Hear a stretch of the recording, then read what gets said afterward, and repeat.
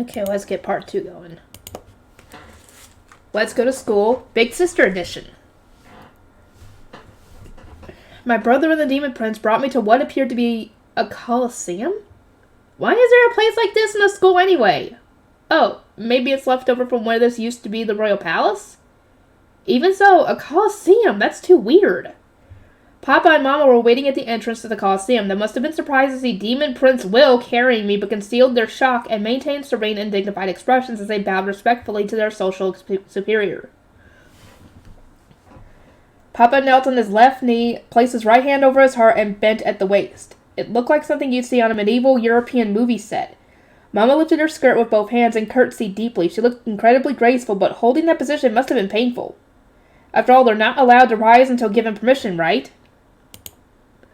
It wouldn't be much longer till I, too, was forced to learn and practice proper social manners, and I dreaded it.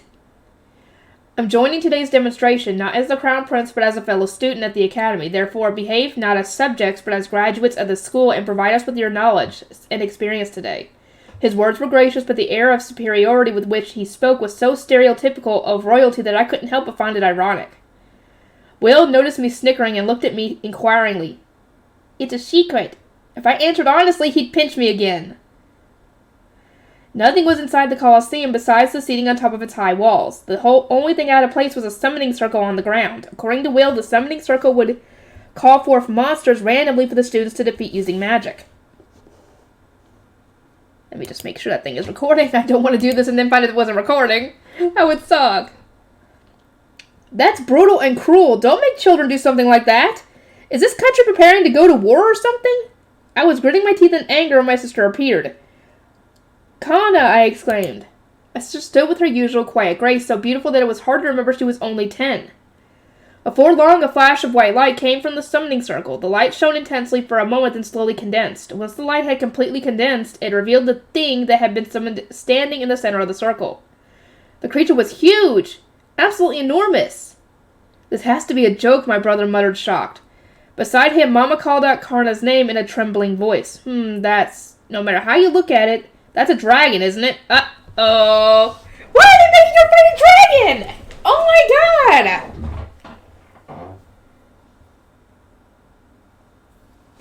And if I'm not mistaken, it appears to be a fire dragon, which means it's the worst possible opponent for Karna. Karna's skill with fire is high level, where her skill with water is very low, isn't it? And the elements here work the same as in my world. To fight fire, you need water. With the vast difference in Karna and the dragon's abilities, it's hard to think this will be a fair fight. And besides that, fire dragons are revered holy beasts, aren't they?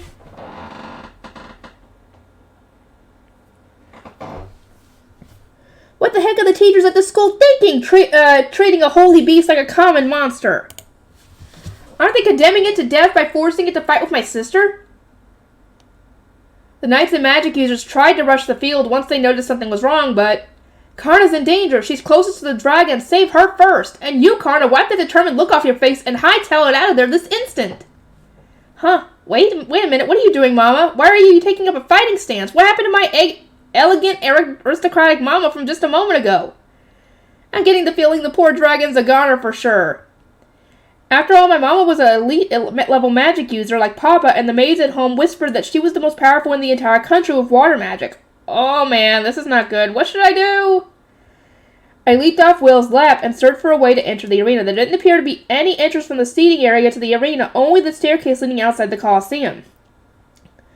What should I do? It would be wonderful if I could jump down from the wall, but it's at least a 10-foot drop, but I don't have time to waste pondering what to do. Will's on my tail. Yeah, as soon as he probably saw you jump down, he went after you. Looks like it's time to show these boys how brave a girl can be.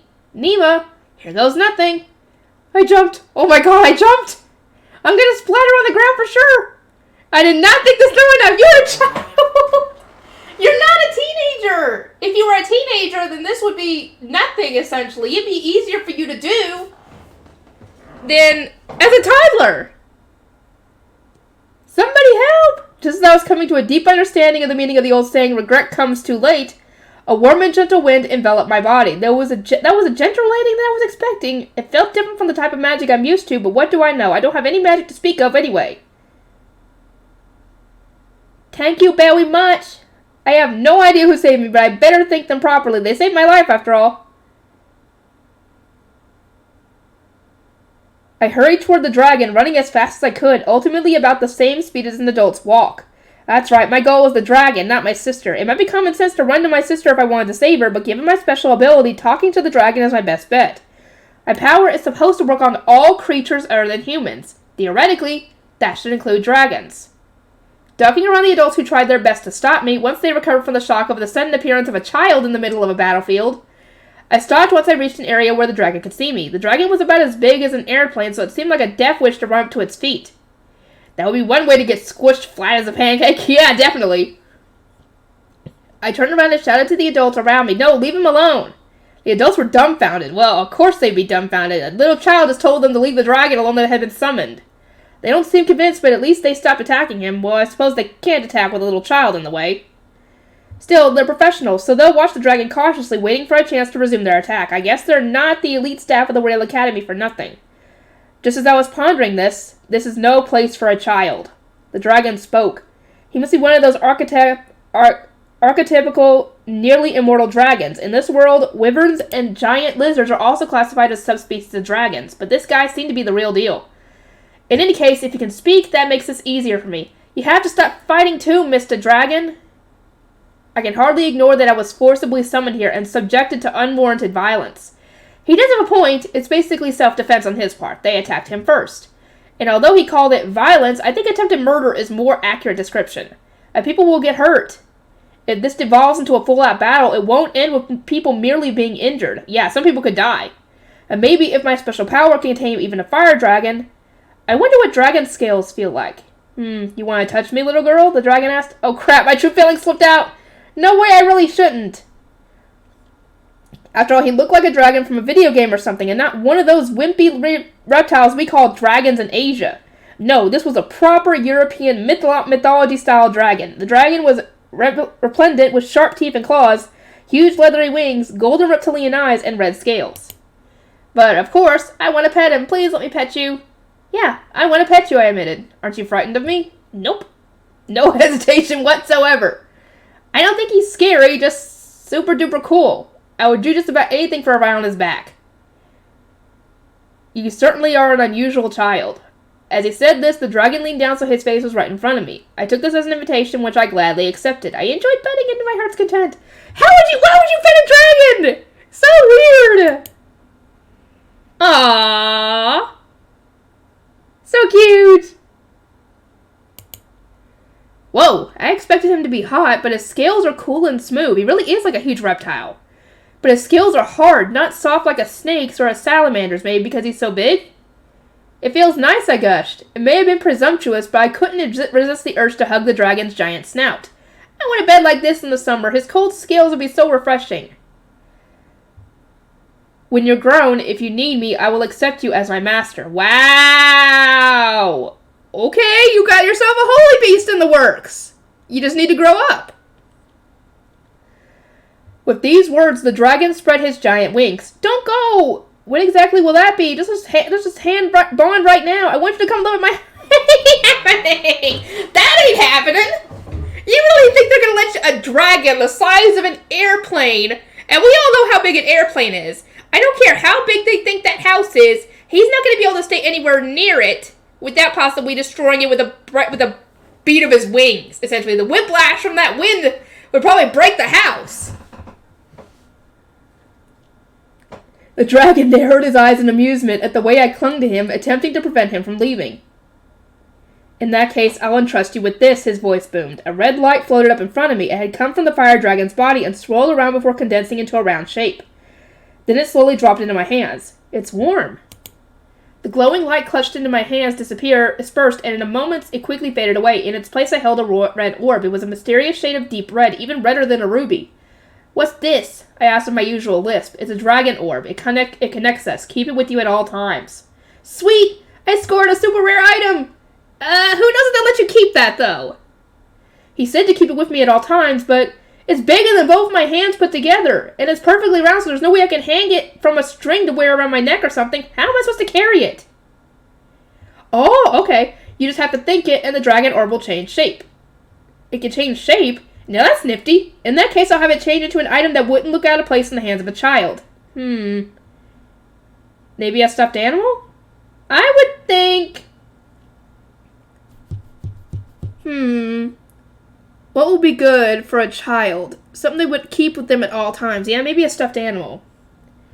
I pictured a certain copyrighted mouse, and the dragon orb glowed. When the light faded, I was holding a stuffed animal that I could easily carry with one hand. It was a perfect replica of the copyrighted mouse. There was just one problem. It was bright red, which made it look terrifying. It looked like a crappy knockoff from the renowned country of copyright infringement. What, America? So she made a Mickey Mouse doll. Oh my god. But it's red. What am I doing? Bad stuff. It's even bigger now than it originally was. I suppose there's no chance of accidentally losing it this way, but it's really inconvenient. Maybe some kind of accessory would be better. Something I could wear all the time and wouldn't lose. Yeah. I've never been the type to wear jewelry or anything, though. I've never saw the point since I'd probably lose it. Oh, I've got it! I pictured the item and stared at the stuffed animal. The light appeared again, and the stuffed animal transformed into the item I'd pictured. The new item was larger than the stuffed animal had been. It was a backpack shaped like a rabbit with long, droopy ears. Of course, it was red. Okay, that's a little better. This way, it doesn't look strange for a child to carry it around all the time. Since it's a backpack, I won't lose it, and wearing it on my back leaves both my hands free. Furthermore, if I opened the zipper on the rabbit's stomach, I could put things inside. As an added bonus, it was the perfect size for hugging. I thought it was a good idea if I did so myself. Okay, this is good. I praised my handiwork. What a curious doll. Curious? He has such an old-fashioned way of speaking. You use it like this. I put on the backpack to show the dragon how it was worn. I won't lose it this way. I smiled widely at the dragon, who responded with a satisfied nod. A dragon orb serves as a spiritual connection between myself and the person who possesses it. It allows us to communicate telepathically and will convey strong emotions without the need for conscious thought. You can use my magic through the dragon orb, so it will help you even if you're ever in danger. Wow, okay. Whoa, somehow I got the feeling that having this thing is dangerous. After all, if the dragon orb grants those powers to the person who possesses it, someone other than me could also use it, right? Everyone present heard every word of our conversation. I'm not confident I can protect it if someone who desperately wants it tries to take it by force. Yeah, I'm definitely going to complain about that part. What if someone tries to take it away? To prevent that from happening, all you need to do is let the dragon orb memorize your magical signature. I don't have any magic. I think you do. Thankfully, the dragon seemed to understand the cause of my hesitation. I mean, you're a 3-year-old. I don't know if you have magic yet. It would also work with a drop of your blood. Once it's attuned to you, no one else will be able to use it. Yay! So it's like fingerprint recognition, except using either magic or blood to verify my identity. He could have said that in the first place. I don't want to get bloodstains on my bunny backpack, though. I'll turn it back into an orb later and do it then. Okay, what's your name, Mr. Dragon? I totally forgot to ask for a crucial piece of information. It seemed like I've been seeing a lot of each other from now on, and calling him Fire Dragon all the time won't do anything to close the distance between us. I can't tell you my true name until we bond, but you can call me Soul. Soul? That means sun, right? It's the perfect name for a fire dragon who can control mighty flames. So he also has a true name, huh? I haven't heard anything about that before, and maybe only holy beasts have them? Mama knows all about this kind of stuff. I'll ask her later. My name is Nima. Let's be good friends. Soul? Phew, I said it. I messed up the pronunciation a bit at first, but I said his name correctly in the end. Sorry, Soul. Well then, I believe I'll return to my lair now, Soul said, spreading his wings once more. This time I didn't try and stop him. It's a shame he can't come live with me, but at least we formed a connection. I'll have to make do with that. It's too bad, though. The beating of Soul's wings created a draft that kicked up sand and debris in the air. Between that and the strong breeze, I couldn't open my eyes, and it was all I could do to keep from being knocked over by the force of the wind. By the time the wind died down enough for me to open my eyes, Soul was soaring through the air a great distance away. Once he disappeared, everyone around me breathed a collective sigh of relief. Nima! I turned and saw my sister running toward me. As soon as she reached me, she enveloped me in a fierce hug. You're crushing me, Garna! Come on, I can't breathe here. Loosen up, will you? Unable to bear the near strangulation, I began hitting my sister to get her to loosen her grip. Oh, sorry, Nima. Once the pressure subsided, I gulped in a deep breath. Oh man, I thought I was gonna pass out for a second there. Oh, Nima, don't worry me like that. Uh-oh, is Karna crying? I'm sorry for making her worry, but you shouldn't run away, Karna. You should have won away. She's the one who made me worry first. Even though she inherited our parents' strong magic, it wasn't a good idea to get overconfident and act recklessly. Healing magic existed, but it required the blessing of the goddess, so the number of people who could use it was incredibly small. While I was giving my sister a piece of my mind, I was swept up into another fierce hug. I say hug, but it was more like being tackled by a linebacker. I'm guessing it was either her mother or her father who just did that. Nima, are you hurt anywhere? From the frantic dash my papa made, it appeared he'd never heard of the concept of aristocratic dignity. Stop rubbing your cheek against mine like that, Papa! No! I struggled on my mind trying to escape Papa's arms. His love has become extra intense lately because you did something like this! Darling, Nima's gonna hate you if you keep that up, Mama says. She snatched me away from Papa. I clung to Mama with a sigh of relief. Mothers are incredible. Nothing can beat this sense of security. Oh, Papa looked as depressed as one might expect, and I felt sorry for him. I'll have to snuggle up to him once we get home. Will broke in with an enormous sigh. Before I even registered, the hands grabbing both my cheeks. Ah, not again. Ow, ow, that hurts, damn it. Well, I'm glad you're okay. No, I'm not okay. I'm currently in the present tense, taking intense damage, thank you very much.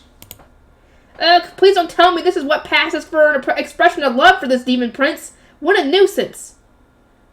Duke asked, had the royal magic users look into this incident, Will said. I'm sure the palace will want to get their hands on Nima after this. Think carefully about how you'll proceed. I will see to it that the investigation is carried out according to your orders, but I hate to think of my precious Nima coming to the attention of those power-hungry vultures. Perhaps I'll get rid of all of them permanently. Papa, I'm sure I just heard you say something incredibly unreasonable. It must have been my imagination, right? I looked around to find Will looking dumbfounded, my brother smirking, my sister smiling with guarded eyes, and my mother appearing lost in thought. Why isn't anyone trying to stop Papa? 'Cause they agree! Things certainly have gotten quite troublesome all of a sudden. What am I gonna do? It's his protective nature, essentially. He thinks if someone tries to take his daughter away from him, he's gonna go murder on them. Papa Bear and Mama Bear. Oh boy. Summoned.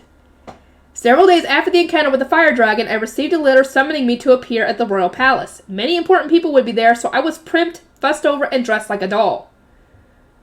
I wore a charming light blue chiffon dress with white shoes that reminded me of ballet slippers. Oh, I hope you ended up putting your blood on the orb when you got home, because I assume they'll try and take your backpack from you. A large white ribbon and a pretty hair accessory made of small blue flowers adorned my hair. There was a matching white ribbon for my bunny backpack, so I asked to have it tied around the bunny's neck. It's just as cute, and I'm happy to wear it, but given how plain my face is, it's probably wasted on me. My family praised my appearance exuberantly, but I didn't take them seriously. I knew they were hopelessly biased in my favor. Maybe, but I still think you would look cute. Today we wouldn't be traveling in our own carriage. A carriage from the royal palace picked us up. You might assume we were receiving VIP treatment, but that wasn't exactly the case. It's more like an armed escort or something. 4 knights were accompanying the carriage as guards, and they were heavily armed. Maybe this is because of Papa's comments about getting rid of important people in the government? I was a little afraid to get in the royal carriage, so I hugged my rabbit tightly. A backpack would look strange with my dress, so I carried it in my arms instead. Mama was the first to notice my uneasiness, and she quickly hugged me before she helped me climb into the carriage. I clung to my mother the entire way to the palace. Once the carriage passed the front gate, it headed toward the largest entrance, which was for official events. The road leading from the front gate toward the palace was so wide, 3 carriages could have traveled it side by side. I suppose they intentionally made it this wide so they could use it for parades, military purposes, and so on. In front of the main entrance was an iconic fountain, and in its center stood an 8-foot-tall goddess statue. This goddess was the daughter of the god who created the world, and her name was Cressiol, whatever. It was said that because Cressiol supported the entire world, she held this world in her right hand and the world of the dead in her left hand. According to myth, Cressiol was the goddess of compassion and rebirth who bestowed the power to heal on the living and reincarnated the souls of the dead. Once Cressiol reincarnated a soul, it would be sent to her father, the god of creation, to be given life again in this world. That's what happened with you! Though she had to have reached far to grab you. What you were reincarnated as allegedly depended on the merit of your deeds in your previous life. But if the god of creation is that god, I have a feeling he makes his decisions based more on his fanciful whims than merit of his deeds or anything like that. His daughter Cressiol must have her hands full dealing with him. Uh-oh, I'm letting myself go down a rabbit hole to avoid facing the issue at hand. The carriage traveled to the right around the fountain and stopped in a parking area shaped like a rotary. 2 knights came out to meet us. They would be our escorts. I guess they were wary of Papa? No, they're probably wary of someone trying to take that backpack from you, probably. Maybe. Who knows? Before getting out of the carriage, I thanked the knights who brought us here and waved goodbye. Even the stern-faced knights were no match for the innocence of a child because they waved back with smiles on their faces. Aww! Your ability might only work on creatures, not humans, but still, that would so be cute. Our escorts led us down absolutely dazzling hallways. At first glance, it was obvious a master craftsman had carved the fine designs into the pillars. The amount of detail was nothing short of a miracle. It looked like it would break if you so much as brushed against it accidentally. The maids who cleaned this place must have superpowers. I caught a glimpse of the garden, which seemed to be English style, complete with a gazebo and a hedge maze made out of living bushes. The spring green foliage was pleasing to the eye, and the flowers were predominantly pastel shades of pink and white. I'd love to sit and drink tea in a place like this on a sunny day. I'd bring loads of baked treats and call all my fluffy friends to join me. Maybe I'll ask Will to arrange it for me sometime? I'm a little scared to find out what he'd ask for in return, though. Yeah, I have to agree. I was so absorbed in enjoying the scenery of this maze-like palace that I didn't notice the massive door until it seemed to appear in front of us. This is way too big! It must be a case of putting on airs for appearance's sake, right? The door was at least twice Papa's height, so it must have been around 12 feet tall. Papa was around 6 feet tall. Wow! I couldn't be more specific because the unit of measurement here was completely different from my world, and I didn't understand it very well. Length was measured in gel, mino, kai, and saws, with 100 increment equaling one of the next largest increments. According to the unit of measure in this world, Papa's height was 73 gel. By earthly measurement standards, it seemed that 1 gel was equal to about an inch. Not as if I could pull out a ruler and measure it to check, though. Oh no, I'm doing it again, letting myself go off on a tangent to avoid the issue at hand. In any case, there was no denying that the door was absolutely gorgeous. Guards were posted on both sides of it. Their uniforms were different from what the knights were wearing, so maybe they were members of the Royal Guard? Come to think of it, some of these guys were there when I met the king, too. Based on these indicators, I could only assume that this door led into the throne room or something. Inside, there would probably be rows of cabinet ministers and other important people, and a red carpet would lead down to the center of the room to a set of stairs where the king and queen would be sitting atop a raised dais. Oh man, I really want to turn and run! While my imagination ran wild, Papa showed the letter of summons to one of the royal guards. Once they confirmed the authenticity of the letter, the 2 guards worked together to open the door. Whoa, it looks really heavy. My mother tugged at my hand, leading me into the room. I panicked internally. This was the throne room. A voice boomed out from behind us. The Prime Minister, Duke Dayland Ost, the head of the Royal Magic Research Center's Magical Engineering Department, Duchess Cerulia Ost, and their noble daughter, Lady Nefertima Ost, have arrived. He's got an impressive pair of lungs. Wait a minute, Papa's the Prime Minister? Of all the ridiculous things! And Mama, what is magical engineering, and she's the department head? That sounds like a pretty important job. Well, they did say they worked at the palace, so yeah. I knew my parents were very important people, but this was my first time hearing their job titles in my 3 years since being reincarnated. The sources of my anxiety have officially reached maximum capacity. Once our names were announced, we proceeded to the front of the dais where we paid homage to the king. I curtsied deeply on wobbling legs just like my mother. My bunny backpack was squashed underneath one of my armpits while I used both hands to hold up my skirt. It must have looked ridiculous. My apologies for the inconvenience of this summons, esteemed members of the Ost family. Please be at ease. Thank goodness the king permitted us to rise so quickly. I raised my head and looked around, taking in our surroundings. It was exactly as I pictured. Atop the dais sat the king and queen, along with Will. Immediately at the base of the dais were the cabinet ministers, but they were all familiar faces, which eased my fears a bit. In the lower seats were the aristocrats who held various official positions, as well as the royal guards serving as security for this meeting, and the maids who waited along the wall. It is our great honor and distinct pleasure to answer your majesty's summons. The reason I've summoned you here today is in regard to the incident with the fire dragon that occurred at the Royal Academy several days ago. I heard that Nefertima bonded with the fire dragon. Is this true?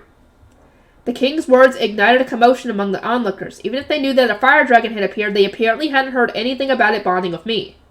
It wasn't an official bonding. Papa attempted to contradict the king's statement, and yet she obtained the ability to use the dragon's power, the king countered. Yes, but she didn't bond with it like Will bonded with Lars, Because she's not an adult yet. Or she's not of age, or whatever the heck the case is. Indeed, the dragon promised to lend her his power if she ever had need of it. However, my daughter has not received the Holy Beast's blessing. What is the Holy Beast's blessing? Based on this conversation, maybe it's some kind of nifty power or compensational ability? Then there's no reason to be concerned that she will use the Fire Dragon's power against our country. Ah, that's what this is about, His Majesty asked. None at all. I, Dayland Ost, vow it on my name. In this world, vowing on one's name was the most weighty promise a person can make. A person's true name held the power of the god of creation, and to break this vow would result in death. It is said that in that event, your soul would be destroyed and would not travel to the world of the dead. Furthermore, using a fake name was impossible when vowing on your name. If you attempted to speak a false name, supposedly you would be unable to speak a single word. I never tried it myself, so I couldn't say if it was true or not. Well, obviously not. And finally, only the person in question could swear on their own name. It wasn't possible to make a vow on someone else's name or their behalf. I didn't know the reason for this. It was a system that God built into the very foundation of this world, so I suppose it didn't matter if I understood it or not. It wouldn't change anything. Very well, I believe you. So what have we discovered about the cause of this incident? Yeah, I want to know what happened with that. An elderly man stepped forward in response to the king's question. He wore a hooded robe and carried a wand as if practically screaming, "Yes, hello, I'm a wizard." Please allow me to explain, my king. Go ahead, Salazar. I would later learn that Old Man Salazar was the director of the entire Magical Research Center and the most powerful and renowned magic user in the whole country. Really? I thought your mama was. First of all, there was no error with the construction of the summoning circle. Protections were in place in case the summoner chanted the incantation incorrectly. I tested myself after the incident took place. When I chanted the incantation correctly, a common monster appeared, and when I intentionally chanted the incantation incorrectly, nothing happened. So the fault was not with the magic user who cast the summoning spell. It would appear not, my king. Then how do you explain the undeniable fact that a fire dragon was summoned? It can only be due to some power beyond the control of human hands. Perhaps it was the will of God? God? I wouldn't put it past him to meddle like that. Yeah. It was probably some harebrained scheme to bring me into contact with certain people. I wanted to be irritated at his meddling, but I met Soul because of it, which I was very happy about, so I couldn't bring myself to be angry about what had happened. What do you think, High Priest? The priest the king had called High Priest was the complete opposite of Old Man Salazar. He wore white priest's robes. The overcoat had a high collar and slits up both sides, and was fastened with a light blue cloth wrapped around his waist like a belt. The robes were decorated with elaborate embroidery done with blue thread, but to me they looked like tacky geometric patterns. I couldn't see much of the pants he wore under the robes, so I couldn't tell you much about them other than that they were white.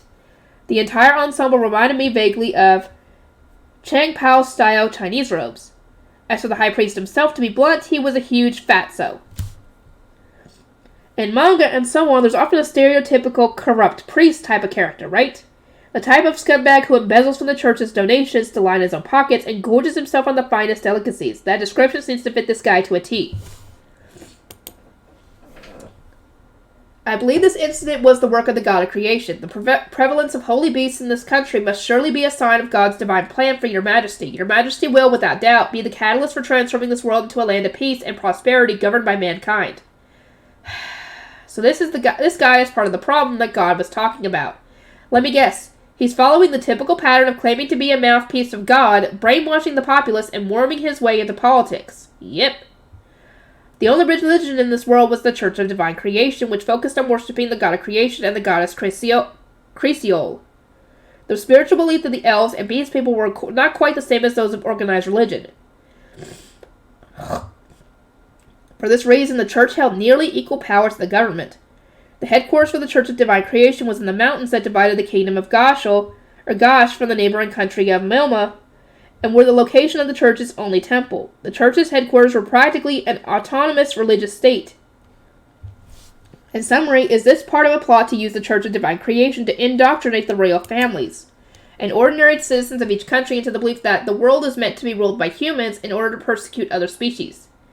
I'd already expected it would be something like this, and it's probably not a good idea to make any decisions based on just one observation. After all, I still haven't met any of the other species, and I don't fully understand how this world operates yet. Since I started this mission as a baby, I could put off my decision about the fate of mankind until the day I die. In that case, I got plenty of time to figure it out. Although the average life expectancy here does seem to be a bit lower than in my world. And anyway, my primary direction is to cuddle and pet as many animals as I can. God will have to make do with his request being a second priority. Have you lost interest already, Nima? I flinched, surprised at the sound of my name.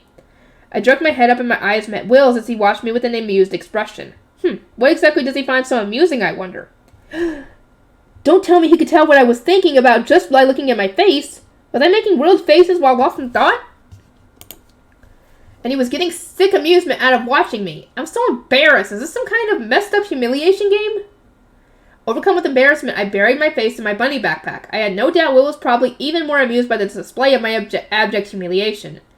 To be enjoying the plight of a 3-year-old child squirming in humiliation, he's not a demon prince, he's a pervert prince. Will spoke down from the dais above me with a slight chuckle as if trying to hold back a laugh. Mama, Papa, help! Your precious daughter is being toyed with by a mega pervert. If you're bored, why don't you go to the corner and play with Lars? What? Is that an option? No, wait, I was summoned here by the king. I can't just leave without the king's permission. Is that okay, Mr. King? I hung my bunny backpack to my chest and stared up at the king with wide, glistening eyes, really playing up the adorable, innocent child factor. It was my most effective weapon. It would be a shame not to use it to my advantage. This will work on Papa for sure, but this conversation must be difficult for you to follow, Nefertima. I'm sorry for not realizing sooner. Sweet! It looks like I worked on the king too. I'd better crank up the charm. They are the most powerful people in the entire country, after all.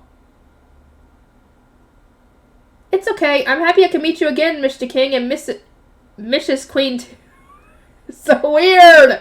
It didn't cost anything to be affable. It could be argued that this was one of the secrets to success in life.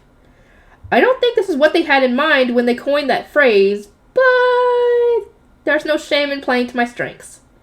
In any case, the king and queen were smiling kindly at me, so I figured all's well that ends well. Lars, Will called. Lars appeared beside him on the dais, leading me to assume that the tiger had been waiting off to the side, just out of sight.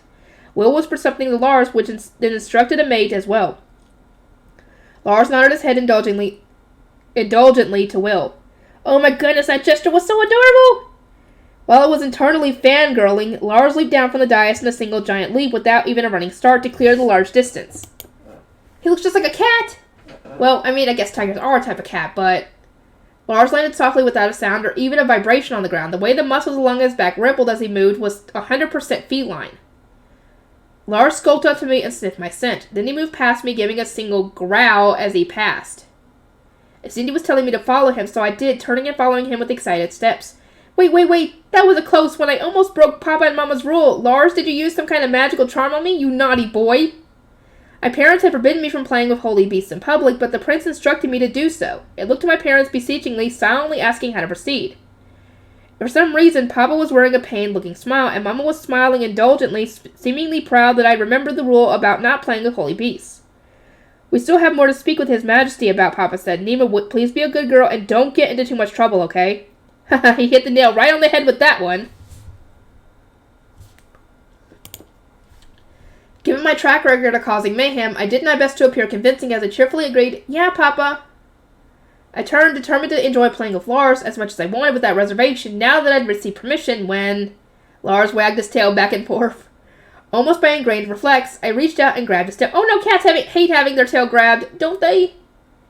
In my previous life, I'd done the same thing to our family's pet cat on many occasions, and it was always clawed bloody, but I'd never learned my lesson. I timidly, hesitantly glanced at Lars' face, but surprisingly, he didn't seem bothered. In fact, he seemed to be in a good mood. Then Lars walked off, letting me hold onto his tail. Oh, I see. He's used his tail as bait to catch me like a fisherman. It was a calculated move. Lars led me to one side of the throne room. Technically, it was more like a corner. The only thing in the corner was a ginormous cushion. It was navy blue in color, soft and fluffy, and incredibly comfortable looking. The massive cushion was as big as 3 twin-sized beds. That's huge! Oh, I guess it's his cushion. Okay, that makes sense. I was like, why would you get a cushion that big? But no, it's probably his cushion, bed, whatever. Lars hopped up on top of the cushion and laid down. I knew you were big, but this drives home just how huge you are, Lars. Lars' body was about the size of a bison. Does that make sense? Okay, let's say he was the size of a very large cow. Maybe a little bigger than a prize-winning Holstein. In terms of height, he was at least twice as tall as me. If he wanted to, I bet he could swallow me whole. After all, a bowl was overflowing with a giant mountain of raw meat beside the cushion, and that was just a snack for Lars.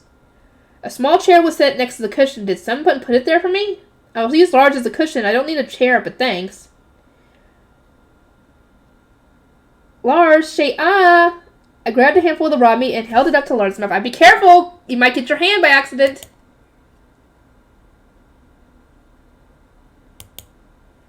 It must have been unorthodox for a young lady from a noble family to pick up raw meat with her bare hands, but that wasn't that different from giving a treat to a dog or cat. How else was I supposed to feed him? Come to think of it, my pet cat in my previous life loved fried chicken. Whenever I'd eat it, she would sneak up on me from behind and cat punch me, then run off with the chicken. That cat's attachment to food was frightening. Lars obediently opened his mouth and I stuck my hand inside. Chomp. I should have expected that. It doesn't hurt, though. He didn't bite down with his teeth. The people close enough to see what had happened reacted with shock, but I didn't pay them any mind. When I pulled my hand out of Lars' mouth, it was soaked with saliva. Lars chewed the meat happily. Ew. I was staring at my sticky hand, wondering what I should do, when a maid brought me a wet towel. Thank you. Thanks. I thanked the attentive maid. However, the maid's face was as pale as a sheet, and her legs were trembling. I don't know what the problem is, but you should take a break if you're not feeling well, lady. She's, probably worried that you just stuck your hand inside the tiger's mouth and he bit down on it. When I tried saying this, the maid responded meekly, "Oh, I couldn't possibly." Why not? Once I was satisfied with feeding Lars, I moved on to playing with the pads of his giant paws. I touched them with my fingers, then rubbed my cheek against them. Lars seemed content to let me do as I wished, but they were rough as you might expect from a giant tiger. I had a feeling they would be, but still. Even with the dog's paw pads, once they became adults, they started to get rough. Kittens were the best. Their paw pads were soft and squishy. I couldn't get enough of touching and playing with them. After the paw pads, I moved on to his tail. I petted up and down the long furry tail and squeezed it gently between my hands. Lars playfully tickled me with the tip of his tail. My clothing that day wasn't very revealing, but Lars ran his tail along every inch of his exposed skin he could reach, at my neck, cheeks, and calves. Really, dude? Okay. Whatever. I had to fight not to laugh at the ticklish sensation of Lars' tail on my skin. I buried my face in his stomach to smother my voice. Once Lars seemed satisfied and stopped his tickle attack, I was limp from exhaustion after laughing so much. What are you going to do about it if I have retroactive muscle pain tomorrow? Maybe because I was exhausted from so much laughing, fatigue soon overcame me. I used Lars' stomach as a bed to take a little nap. His stomach has the perfect level of firmness and is soft and warm to boot. Best bed ever! Good night. And she fell asleep.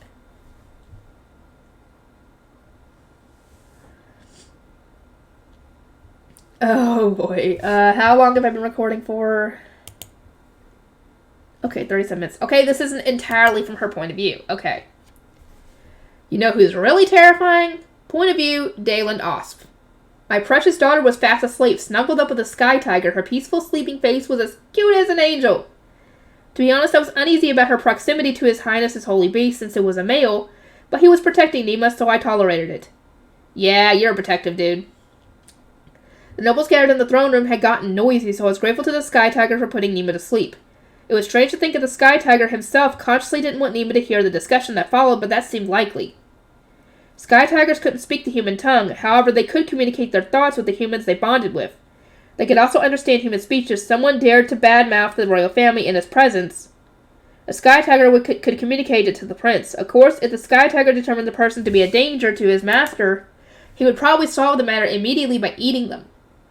For Nima, being with the sky tiger was probably the safest place she could be. Yeah, because nobody would dare try and take that backpack away from her with Lars around, definitely.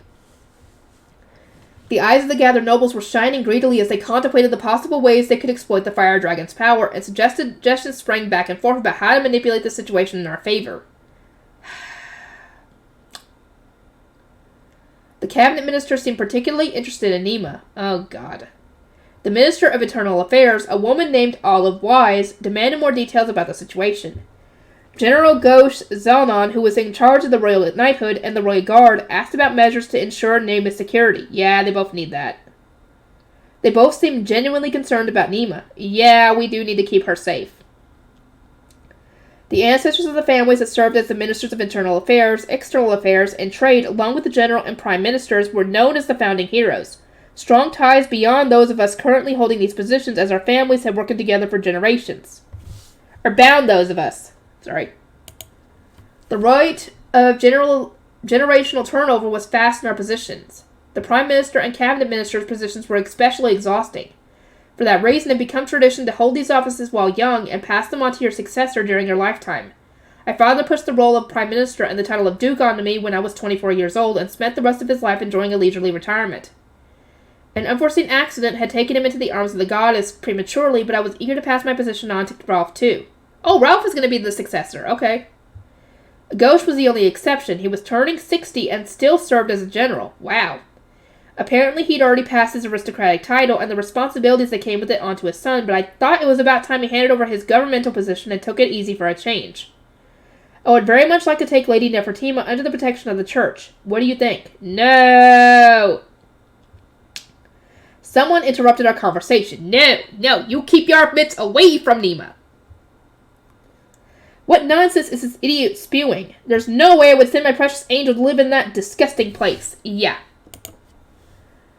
Oh, I didn't know you were interested in young girls, High Priest. I know that my darling Nima is adorable, but that's quite the request, I said with a straight face. The other snickered, but he didn't get angry. He just doubled down with his brown nosing. Oh no, please don't misunderstand. We at the church have much experience educating the holy maidens, so she would be in good hands with us. Educating the holy maidens? Is that what they're calling brainwashing these days? Thank you. So at least some people are smart about this and know what's going on. The church would all but kidnap children with strong healing magic from their families, and through a regimen of so-called education that relied heavily on outright abuse, they would mold these children into holy maidens, subservient living dolls that had no thoughts of their own and would never dare to speak out of turn. But part of that is holy.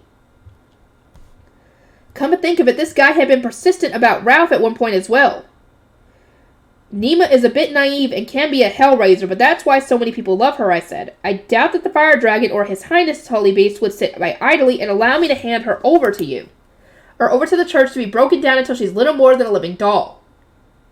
As if in agreement with my words, his highness's holy beast gave a small growl. Oh, even he agrees. Wow, I think even Will agrees because I'm sure he told Lars that.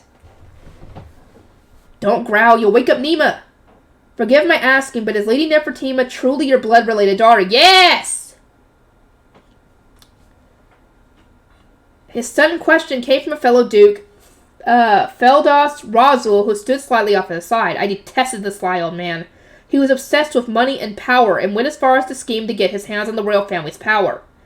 Well, His Majesty is well aware of all of his schemes. His Majesty's personally trained intelligence agents are so skilled it's honestly a little bit terrifying. What do you mean by that? I asked sharply. Oh, I didn't mean anything by it. I've just heard the rumors, same as anyone. I couldn't deny that although our older two children looked like us, Nima did not. Some people questioned my wife, Cerulea's fidelity, but I didn't believe a single doubt. Or harbor a single doubt. I had absolute proof. Cerulea chuckled at Duke Razul's words. I know how you feel, darling. I beg your pardon, she said, a smile on her lips. There is no mistake. Nefertima was a blessing entrusted to Dayland and me by the god of creation. You can say whatever you want, but that doesn't make it true. Well, what you're saying doesn't make it true either, Duke Razul retorted. Cerulea's eyes gleamed, or at least they looked like they did. I hadn't seen this expression on her face in a long time. Her mouth was smiling, but her eyes were narrowed with contempt, as if she was looking at an insect, and an icy cold aura of disdain cloaked her. I would never admit it to our children, but Cerulea used to look at me the same way when we first met.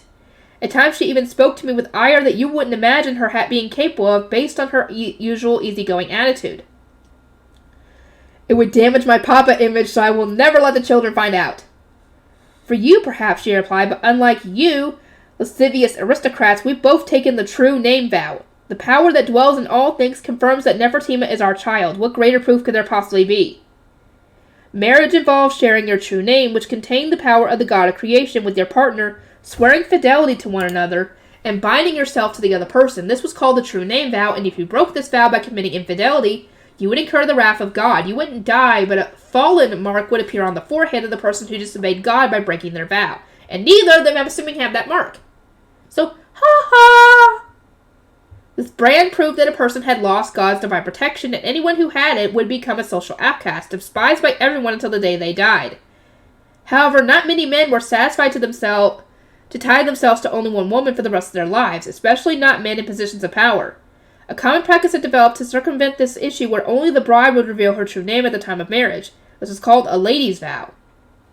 This way, if the wife committed adultery, she would be marked as fallen, but even if the husband committed adultery, he would be safe because he hadn't revealed his true name. It still wasn't fully understood how this phenomenon worked. According to the writings of elementalists from the distant past, it was suggested that when someone broke a vow made on their true name, elemental spirits sensed it immediately whether the person admitted it or not, and transmitted this knowledge directly to God. Elemental power was present in all things, and although you couldn't see it, it was everywhere at all times. There was no way to hide from elemental power.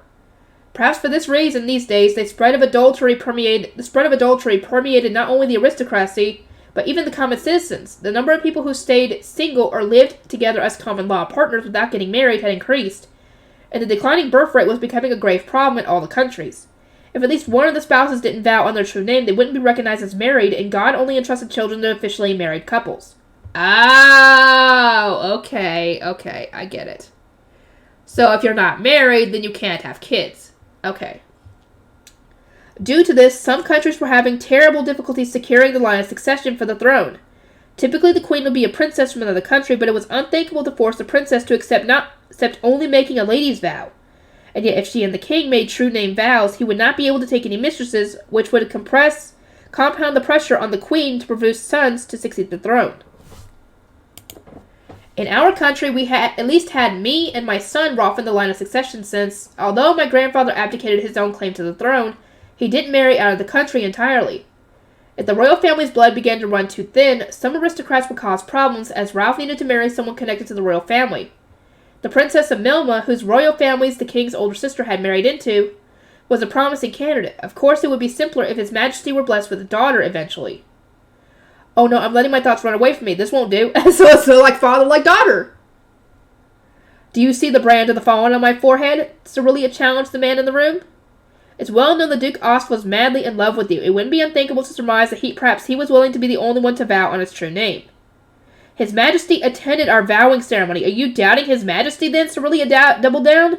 And just like that, victory was in sight. No one could ever hope to match Cerelia in a battle of words. It would only result in social anxiety and depression, ultimately culminating in losing the will to live and becoming plagued by suicidal thoughts. Wow! Things had improved greatly since we got married, but they had been horrible when Cerelia was single. These aristocrats were mostly unaware of how terrifying Cerelia could be, which was why they dared to speak out against our Nima. But with the king's favor and her quick wit and sharp tongue on her side, Cerelia had torn this foolish aristocrats to shreds. Her boss at the Magical Research Center and her longtime friend the king both had Cerelia's back. The two of them doted on her terribly. The only people to blame for the situation are Rosal for igniting her fire and yourselves for underestimating her. Okay, so this is Nima's point of view again. So, what did I miss? It feels so smooth. No, actually, it's kind of rough. Hey, come on now, you don't have to scrub so hard. Huh? Scrub? Oh, is that a cat's tongue? I opened my eyes to find myself up close and personal with Lars's face. My entire face feels tingly. Would you mind stopping now? Growl. You want me to ride on your back? Well, if you insist. I scrambled up Lars's side and sat on his back. While I was there, I rubbed my cheek against his soft fur. I feel so nice. I should have taken a nap up here. I probably would have fallen off, though. Yeah, he probably would have. Or she probably would have. Once he confirmed I was firmly seated, Lars began to walk. I hardly had time to wonder where he was going before Lars cut straight across the center of the throne room and climbed the stairs leading up to the dais. It seems like he's leaning back to Will, but why is he bringing me with him? Lars lay down at Will's feet, and Will picked me up, cradling me like a baby. Good morning, Nima. Eek, your eyes are practically glittering, pervert prince. She changed from calling him the demon prince to pervert prince. Oh, don't you dare say that to him, or he might decide to be very teasing with you. Good morning. No matter the situation, proper greetings were important. I tried to give a little bow as well. But hold on, why are these amethyst eyes drilling into me as if asking for something? Why? What is it? You said good morning. I said good morning. Good morning, good morning. A good morning kiss? No, you gotta be kidding me, right? No! Dude, he's 3! How old are you?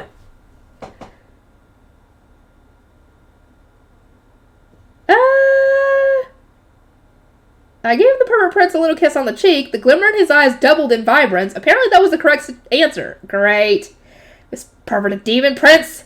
No fair, Will. Come over here with me, Nefertima. With this remark, the king swept me up into his arms. Everybody loves her! The prince and the king! Oh, it's so cute! I gotta watch this now. It's so adorable.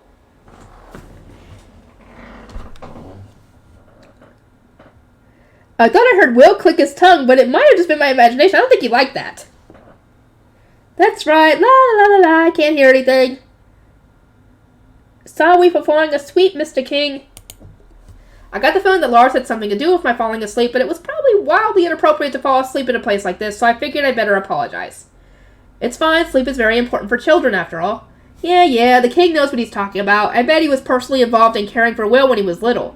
But hey, what is that beseeching look in your eyes? You're making the same eyes as me and Will was. They're glowing just like his. I give up these joy for minimal high power. He wants one too! Because, I mean, he just saw that Will got one and he got annoyed at it. He wants one too! Yeah, these guys are going to be loving you guys. I planted a big kiss on his cheek. The extremely satisfied-looking king gently patted my head. I'm not a kissing demon or anything, you know. I'm not Papa. Papa? Let me have a hug, too. Oh! It's so cute! The queen joined the battle, and next I found myself sitting on her lap. It was my first time seeing the queen up close, and I was dumbfounded. So pretty. She was so gorgeous the words just slipped out. Her thick, glossy hair was a brighter blue than Will's indigo, much like the ocean, and her eyes, framed by long lashes, were a clear pink, like rose quartz. Oh, cool! Her skin was so pale it almost looked like she'd never been in the sun. Her lips were plump and perfectly shaped, and most important of all, she had an incredible hourglass figure. Bada bum, what a figure. From where our bodies touched, I could tell she wasn't wearing a corset. She wasn't artificially constricting or lifting anything. It was all natural. Did she really birth a child? Even my mama has a little... No, I can't say it. I can't even think of it. I love this. I can't wait to see the freaking anime for this. Oh, I'm so happy. The queen's delighted voice brought me back to my senses. Somehow I shoved the image of Mama's terrifying glare out of my mind and introduced myself to the queen again. Nice to meet you. I'm Nefertima Osp. Nice to meet you. I'm Relina. Is it okay if I call you Nima? Even her smile is gorgeous. Does she have some elf blood in her or something? That wouldn't surprise me. Maybe a bit of diluted stuff. I answered enthusiastically, and the queen rewarded me with a hug. Wow, she smells really good. I always wanted to have a cute daughter like you. Maybe you'll have a daughter at some point. You're still plenty young, Queenie. If you try hard, I'm sure you can have a daughter, and she'll be 100 times cuter than me. Oh, she'll be spoiled rotten. On another note, I felt someone's eyes drilling into me so hard that it almost hurt. In the privacy of my mind, I silently screamed, "You're just jealous," before hugging the queen tightly. She seemed a bit surprised, but happily patted the top of my head. I'm gonna get a superiority complex from this kind of treatment. Speaking of which, is it just my imagination, or am I also popular with humans lately? Or am I just getting a little full of myself? It's probably just because you're cute. You're a cute kid. Yeah, that's probably it. I have a plain face after all. People are probably just being nice to me because I'm a kid. Once I get older, no one will notice me anymore. I don't think that's the case. It's a little depressing to have to come to terms with something like that about yourself, huh? In any case, in the end, I got away with everything. They chalked the incidents up to the will of the god. Yeah, sure, they may call it God's divine plan, but knowing that guy, fooling around with people's lives for fun would be a more accurate description. Maybe. Not only that, but my Royal Palace free pass was upgraded. Now I could go anywhere I like without restrictions. Isn't that awesome? Well, even though I can technically go wherever I want, I need to be escorted by a member of staff at some places. However, I'm not sure if this is a token of the king's goodwill or if he's planning something. I'm a little worried. Apparently my concern was showing on my face because Will told me something cool. He said there was a legion of dragon knights, and they worked with a species of winged dragon called lindblooms and a related species of earth dragon called lindrakes. I definitely want to see that. Are all my thoughts so obvious just from looking at my face? I really have reverted to the mental age of a child. Whatever happened to the version of me who was expected for being cool and mature? That person's gone.